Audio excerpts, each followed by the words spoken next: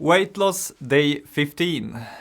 It's going well. I was at 1,000 calories net yesterday as well. Unfortunately, yesterday was a day where I didn't really have time to exercise, and those days tend to be pretty tough because since I don't have time to exercise, I don't burn that many calories, and then I have to eat very little throughout the day. So I'm not gonna lie, I was very hungry yesterday evening, but I powered through it.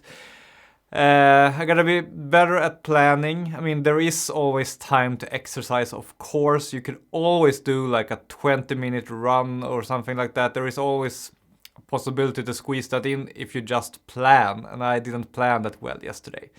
Well, every time I make such a mistake, I learn. Today I want to talk a little bit about the 2 tools you need to do the kind of weight loss I am doing and how I use these tools.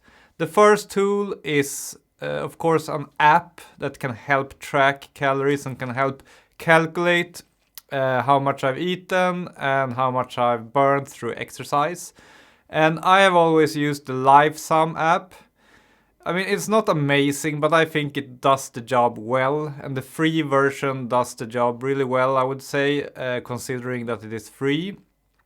I, however, have purchased the paid version because in recent years you have to pay to be able to adjust your calorie goal for the day, and I want to be able to adjust that, so I paid. And it's not super expensive. It's definitely worth it to lose weight, I would say. Good investment in your health. If you have another app that you think is better than LifeSum, please let me know, because there are a few things that annoy me with LifeSum. For example, it annoys me that I don't have a good Apple Watch app. It would be so nice to be able to enter calories in my Apple Watch and also to view like the current balance of calories. Since I like to sometimes go out without my phone, it would be nice to have a good Apple Watch app. For whatever reason, LifeSum has an Apple Watch app, but the only thing you can do with it basically is to count the number of glasses of water you have drunk throughout the day, which is a very weird feature. Like, who needs that? Anyways, so a good app to track calories. There are others as well. I tried a couple of the others, but I found that none of the ones I tried were as good or as simple as LifeSum, so I'm sticking with LifeSum for now. The other thing you need is, of course, a scale, a kitchen scale. I have a very simple, very basic one, very common one. You just press on and then you can weigh stuff. And of course, I use this whenever I cook my own food.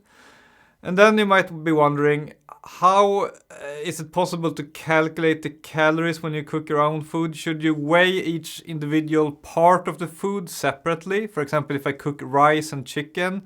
Yeah, I mean, if I do something very simple, like rice and chicken, then I usually weigh the rice separately and the chicken separately to get like a very accurate calorie count.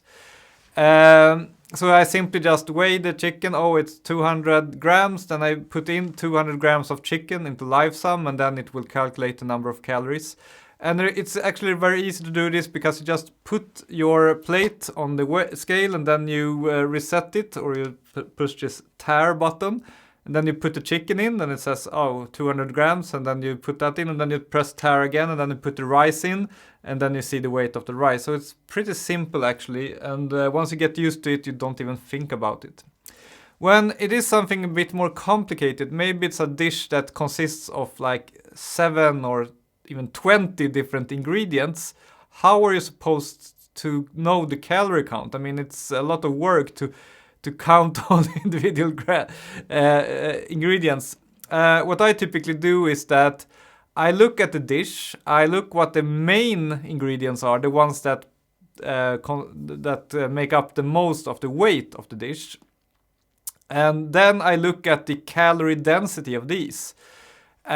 Most regular foods have a calorie density of between 100 calories per 100 grams and maybe 200 calories per 100 grams.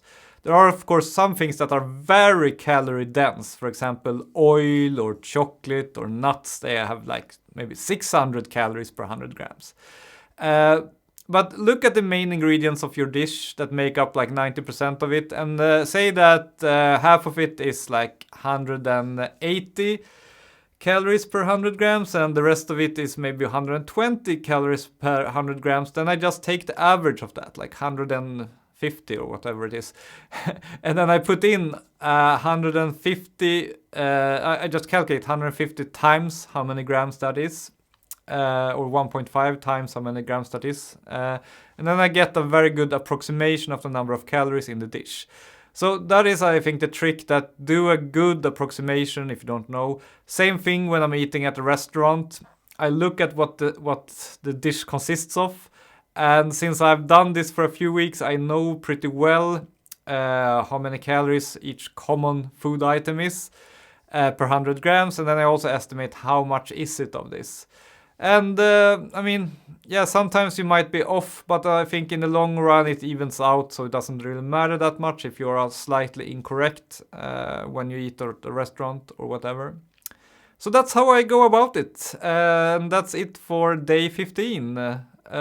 See you tomorrow in day 16.